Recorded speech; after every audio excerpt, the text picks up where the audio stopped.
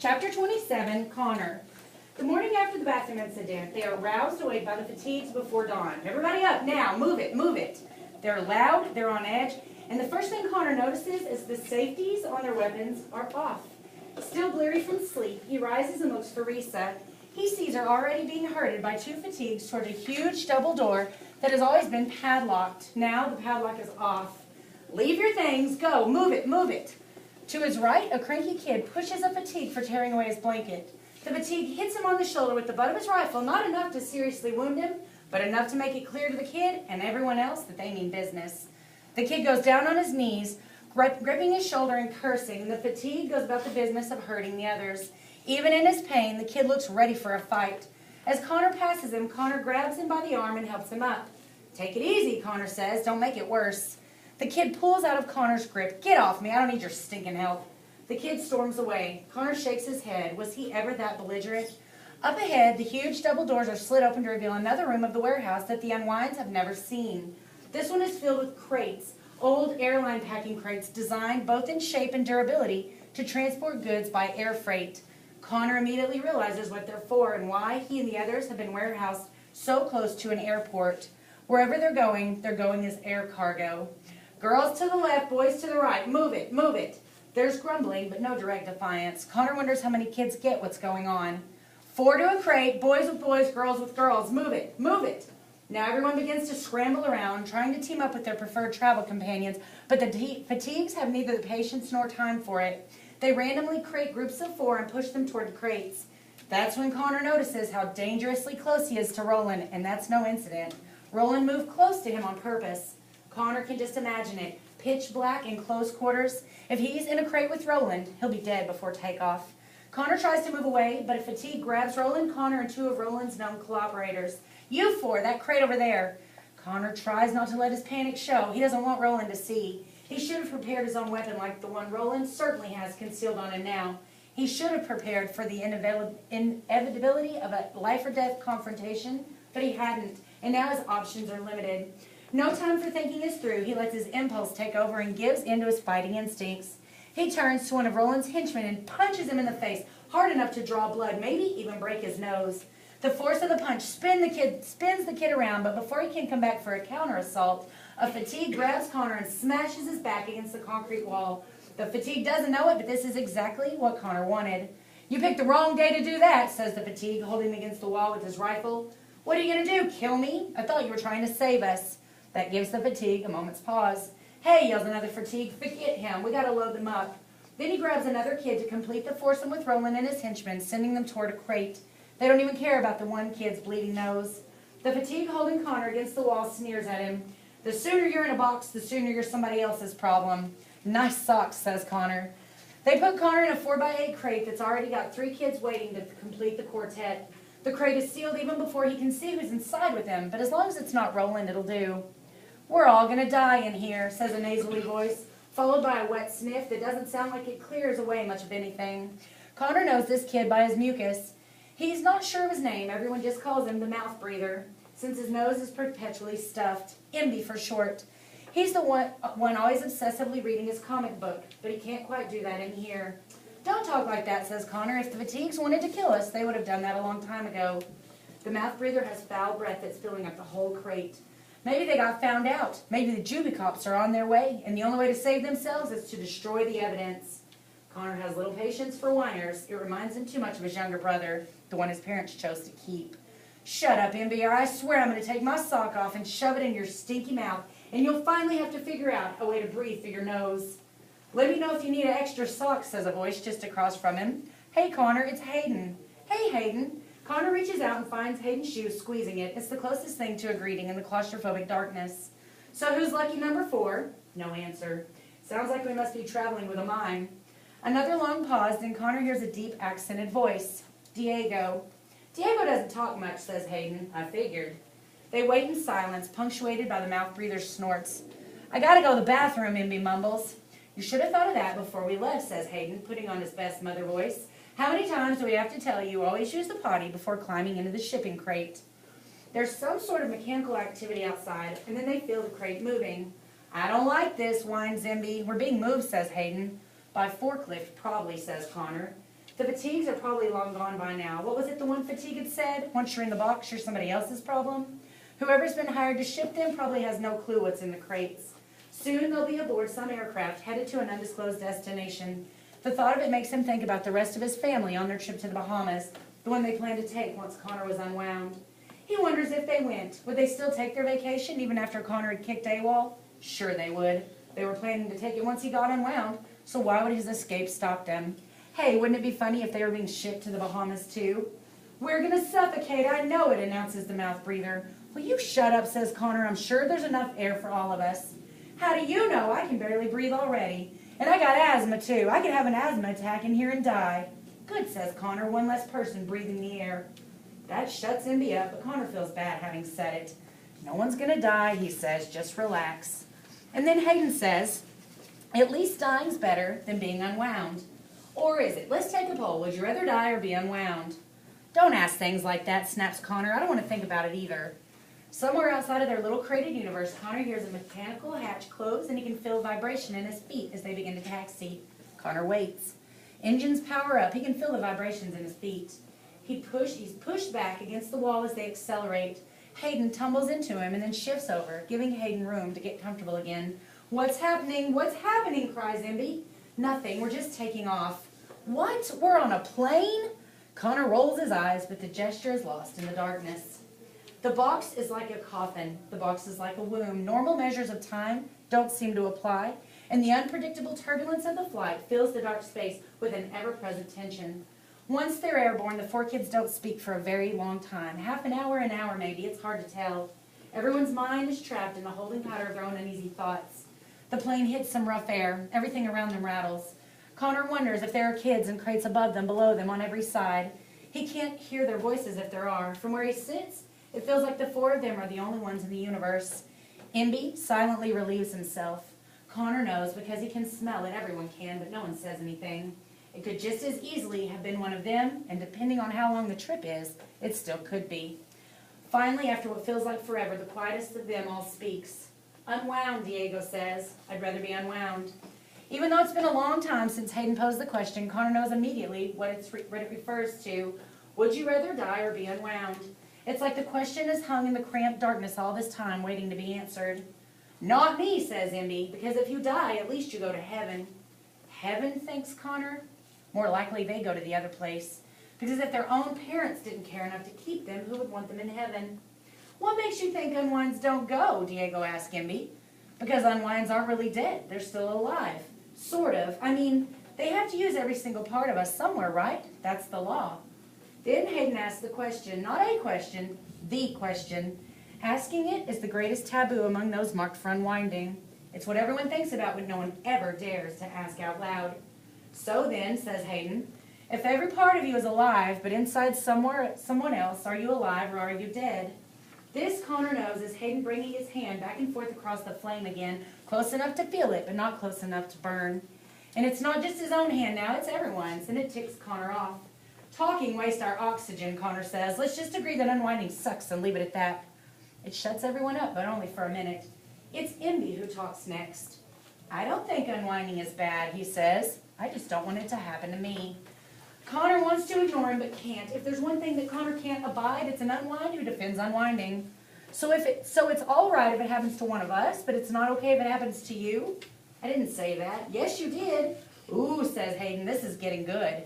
They say it's painless, says Imby, as if that were any consolation. Yeah, says Connor. Well, why don't you ask all the pieces of Humphrey Dumpy how painless it was? The name settles like a frost around them. The jolts and rattles of the turbulence grow sharper. So, you heard that story too, says Diego. Just because there are stories like that doesn't mean unwinding is all bad, says Imby. It helps people. You sound like a tide, says Diego. Connor finds himself personally insulted by that. No, he doesn't. I know a tide. His ideas might have been a little out there, but he wasn't stupid. The thought of Lev brings a wave of despair. Connor doesn't fight it. He just lets it wash through him and drain away. He doesn't know a tithe. He knew one who has certainly met his destiny by now. Are you calling me stupid, says Imby. I think I just did.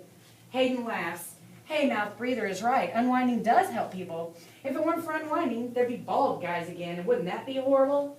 Diego snickers, but Connor is not in the least bit amused. Imby, why don't you do us all a favor and use that mouth for breathing instead of talking until we land or crash or whatever? You might think I'm stupid, but I've got a good reason for the way I feel, Imby says. When I was little, I was diagnosed with pulmonary fibrosis. Both my lungs were shutting down. I was going to die. So they took out both my dying lungs and gave me a single lung from an unwind. It's the only reason I'm alive. It's because that kid got unwound. So, says Connor, your life's more important than his. He was already unwound. It's not like I did it to him. If I didn't get that lung, someone else would have. In his anger, Connor's voice begins to rise, even though Imby's only a couple of feet away at most. If there was an unwinding, there'd be fewer surgeons and more doctors. If there was an unwinding, they'd go back to trying to cure diseases instead of just replacing stuff with someone else's. And suddenly, the mouth breather's voice rings out with a ferocity that catches Connor by surprise. Wait till you're the one who's dying and see how you feel about it. Well, I'd rather die than get a piece of an unwind, Connor yells back. The mouth breather tries to shout something else, but instead goes into a coughing fit that lasts a whole minute. It gets so bad it frightens even Connor. It's like he might actually cough up his transplanted lung. You okay? Asks Diego. Yeah, says Imby, trying to get it under control. Like I said, the lung's got asthma. It was the best we could afford. By the time his coughing fit is over, it seems there's nothing more to say except this. If your parents went to all that trouble, asked Hayden, why were they having you unwound? Hayden and his questions. This one shuts Imby down for a few moments. It's clearly a tough topic for him, maybe even tougher than it is for most unwinds. My parents didn't sign the order, Imby finally says. My dad died when I was little, and my mom died 2 months ago. That's when my aunt took me in. The thing is, my mom left me with some money, but my aunt's got 3 kids of her own to put through college, so he doesn't have to finish. The others can connect the dots. Man, that stinks, says Diego. Yeah, says Connor, his anger at Imby finally transferred to Imby's aunt. It's always about money, Hayden says. When my parents were splitting up, they fought over money until there was none left. Then they fought over me. So I got out before there was none left of me either. Silence falls again. There's nothing to hear but the drone of the engine and the rattle of the crates. The air is humid, and it's a struggle to breathe. Connor wonders if maybe the fatigues miscalculated how much air they had. We're all going to die in here, that's what Imby had said. Connor bangs his head sharply against the wall, hoping to jar loose the bad thoughts clinging to his brain. It's not a good place to be alone with your thoughts. Perhaps that's why Hayden feels compelled to talk. No one ever answered my question, Hayden says. Looks like no one has the guts. Which one? Asked Connor. You've got questions coming out of you like farts on Thanksgiving. I was asking if unwinding kills you, or if it leaves you alive somehow. Come on, it's not like we haven't thought about it. Imby says nothing. He's clearly been weakened by the coughing and conversation. Connor's not interested in volunteering either. It depends, says Diego. Depends on where your soul is once you're unwound. Normally, Connor would walk away from a conversation like this. His life's about tangibles, things you can see, hear, and touch. God, souls, and all that has always been like a secret in a black box that he couldn't see into. And so it was easier to just leave it alone. Only now he's inside the black box. What do you think, Connor? Asked Hayden. What happens to your soul when you get unwound? Who says I've even got one? For the sake of argument, let's say you do. Who says I want an argument? Just give him an answer, man, or he won't leave you alone. Connor squirms, but he can't squirm his way out of the box.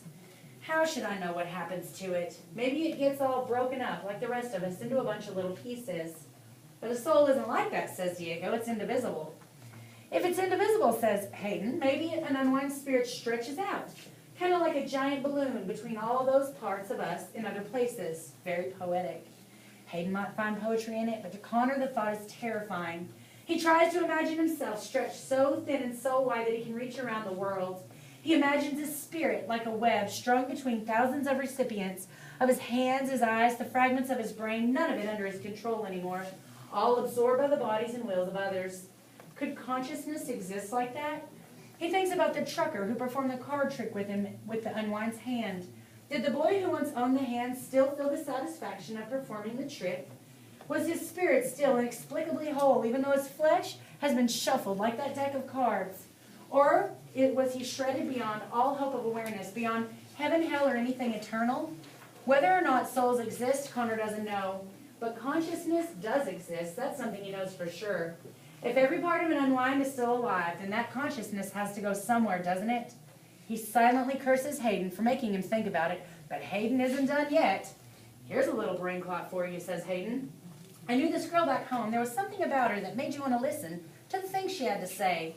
I don't know whether she was really well-centered or just psychotic. She believed that if someone actually gets unwound, then they never had a soul to begin with. She said God must know who's going to be unwound, and he doesn't give them souls. Diego grunts his disapproval. I don't like the sound of that. This girl had it all worked out in her head, continued Hayden. She believed unwinds are like the unborn. Wait a second, says Envy, finally breaking his silence. The unborn have souls. They have souls from the moment they get made, the law says. Connor doesn't want to get into it again with Envy, but he can't help himself.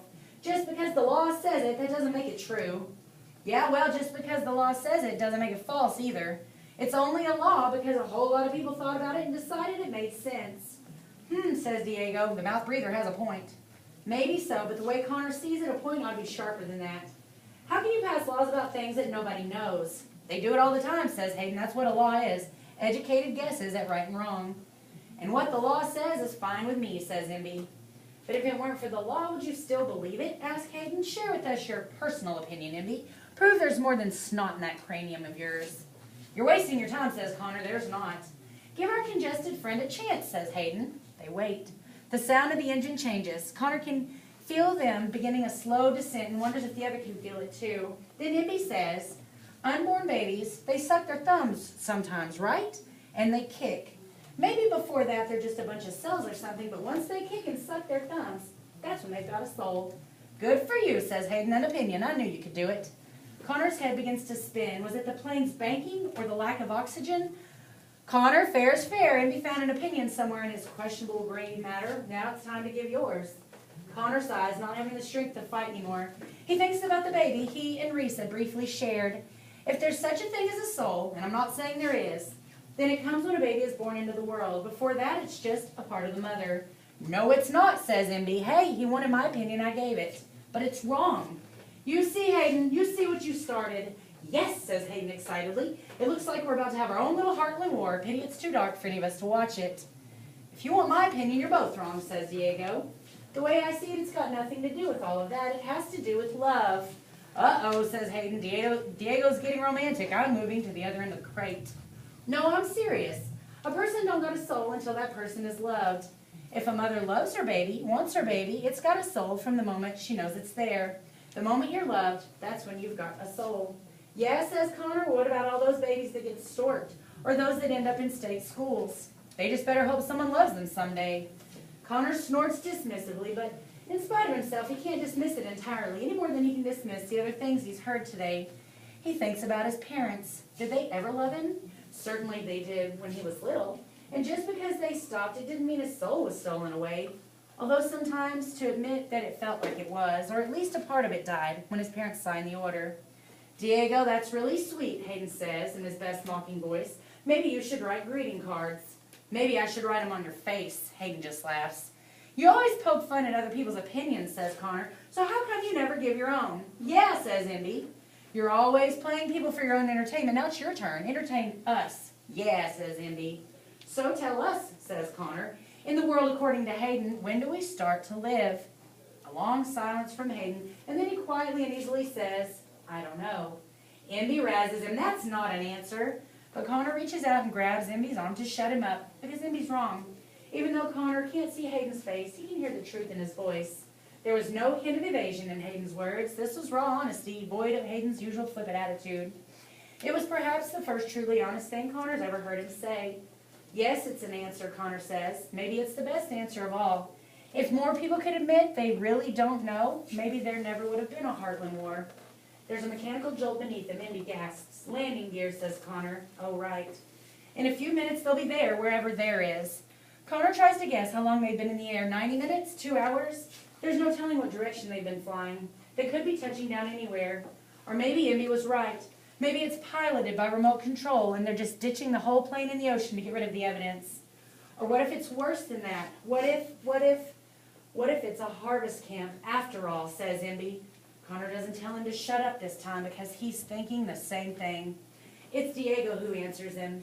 If it is, then I want my fingers to go to a sculptor so he can use them to craft something that will last forever. They all think about that. Hayden is the next to speak. If I'm unwound, says Hayden, I want my eyes to go to a photographer, one who shoots supermodels. That's what I want these eyes to see. My lips will go to a rock star, says Connor. My legs are definitely going to the Olympics. My ears to an orchestra conductor. My stomach to a food critic. My biceps to a bodybuilder. I wouldn't wish my sinuses on anybody. And they're all laughing as the plane touches down. Chapter 28, Risa. Risa doesn't know what went on in Connor's crate. She assumes guys talk about guy things, whatever those things are. She has no way of knowing that what occurred in his crate was a reenactment of what happened in her own and almost every other container of the plane. Fear, misgivings, questions rarely asked and stories rarely told. The details are different, of course, as are the players, but the gist is the same. No one will discuss these things again or even acknowledge having ever discussed them. But because of it, invisible bonds have been forged. Reese has gotten to know an overweight girl prone to tears, a girl wound up from a week of nicotine withdrawal, and a girl who was a ward of the state just like her, and also just like Risa, an unwitting victim of budget cuts. Her name is Tina. The others told their names, but Tina's the only one she remembers. We're exactly the same, Tina had said sometime during the flight. We could be twins. Even though Tina is Umber, Risa has to admit it's true. It's comforting to know there are others in the same situation, but troubling to think her own life is just one of 1,000 pirate copies. Sure, the unwinds from state homes all have different faces, but otherwise their stories are the same. They even all have the same last name, and she silently curses whoever it was who determined they should all be named Ward, as if being one weren't enough of a stigma. The plane touches down and they wait. What's taking so long, says the nicotine girl impatiently. I can't stand this. Maybe they're moving us to a truck or another plane, says the pudgy girl. They better not be, says Risa. There's not enough air in here for another trip. There's noise. Someone's outside the crate. Shh, says Risa. Listen. Footsteps, banging. She hears voices, although she can't make out what the voices say. Then someone unlatches the side of a crate and pulls it open a crack. Hot, dry air spills in. The sliver of light from the plane's hold seems bright as sunlight after the hours of darkness. Is everyone all right in there? It's not a fatigue. Risa can tell right away. The voice is younger. We're okay, Risa says. Can we get out of here? Not yet. We got to open all the crates first and get everyone some fresh air. From what Risa can see, it's a kid her age, maybe even younger. He wears a beige tank top and khaki pants. He's sweaty, and his cheeks are tan. No, not just tan, sunburned. Where are we? Tina asks. The graveyard, says the kid, and moves to the next crate. In a few minutes, the crates are opened all the way, and they're free. Risa takes a moment to look at her travel companions. The three girls look remarkably different from her memory of them when they first got in. Getting to know someone in blind darkness changes your impression of them. The large girl isn't as overweight as Risa had thought. Tina isn't as tall. The nicotine girl isn't nearly as ugly. A ramp leads down from the hold, and Risa must wait her turn in a long lines of kids leaving the crates. Rumors are already buzzing. Risa tries to listen and sort fact from fiction. A bunch of kids died. No way. I heard half the kids died. No way. Look around, you morons. Does it look like half the kids died? Well, I just heard. It was just one crate full that died. Yeah, someone says they freaked out and ate each other. You know, like the Donner Party. No, they just suffocated. How do you know? Because I saw them, man. Right in the crate next to mine. There were 5 guys in there instead of 4, and they all suffocated. Risa turns to the kid who said that. Is that really true, or are you just making it up? Risa can tell by the unsettled look on his face that he's sincere. I wouldn't joke about something like that. Risa looks for Connor, but her view is limited to the few kids around her in line. She quickly does the math. There were about 60 kids. 5 kids suffocated. 1 in 12 chance it was Connor. No, because the boy said that the dead crate had guys in there. There were only 30 guys in all. 1 in 6 chance it was Connor. Had he been one of the last ones in? Had he been shoved into an overpacked crate? She didn't know. She had been so flustered when they were roused that morning, it was hard enough to keep track of herself, much less anyone else. Please, God, let it not be Connor. Let it not be Connor. Her last words to him had been angry ones. Even though he had saved her from Roland, she was furious at him. Get out of here, she had screamed. She couldn't bear the thought of his dying. With those being her last words, she couldn't bear the thought of his dying, period. She bangs her head on the low opening of the cargo hold on her way out. Watch your head, says one of the kids in charge. Yeah, thanks, says Risa. He smirks at her. The kid's also dressed in army clothes, but he's too scrawny to be a military buff. What's with the clothes? Army surplus, he says. Stolen clothes for stolen souls. Outside of the hold, the light of day is blinding, and the heat hits Risa like a furnace. The ramp beneath her slopes to the ground, and she has to stare at her feet, squinting to keep from stumbling. By the time she reaches the ground, her eyes have adjusted just enough to take in their surroundings. All around them, everywhere, are airplanes. but there's no sign of an airport, just the planes, row after row, for as far as the eye can see. Many are from airlines that no longer exist.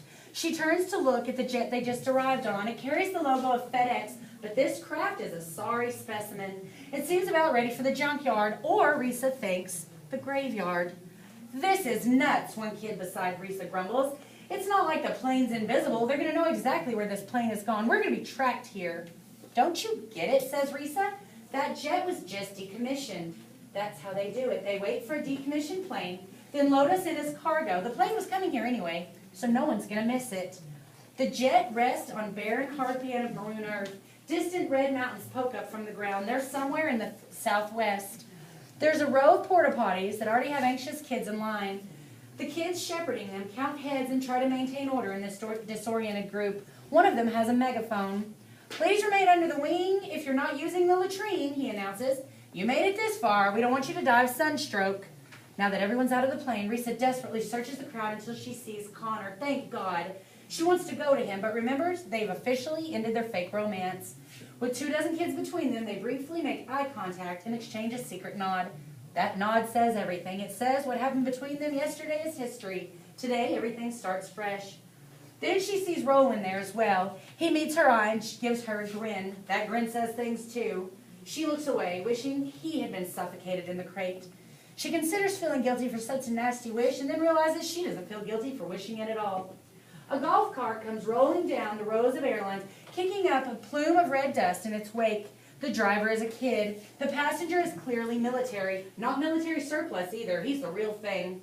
Instead of green or khaki, he's in navy blue. He seems accustomed to the heat. Even in his hot uniform, he doesn't appear to sweat. The cart stops before the gathered horde of juvenile refugees. The driver steps out at first and joins the 4 kids who have already been leading the team. The loud kid raises his megaphone. May I have your attention? The Admiral is about to address you. If you know what's good for you, you'll listen. The man steps out of the golf cart. The kid offers him the megaphone, but he waves it away. His voice needs no amplification. I'd like to be the first to welcome you to the graveyard. The Admiral is well into his 60s. His face is full of scars. Only now does Risa realize that his uniform is one from the war. She can't recall whether those are colors of the pro-life or pro-choice forces, but then it doesn't really matter. Both sides lost.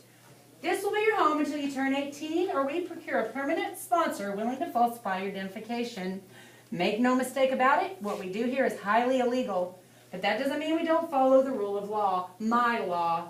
He pauses, making eye contact with as many kids as he can. Perhaps it's his goal to memorize each and every face before his speech is done.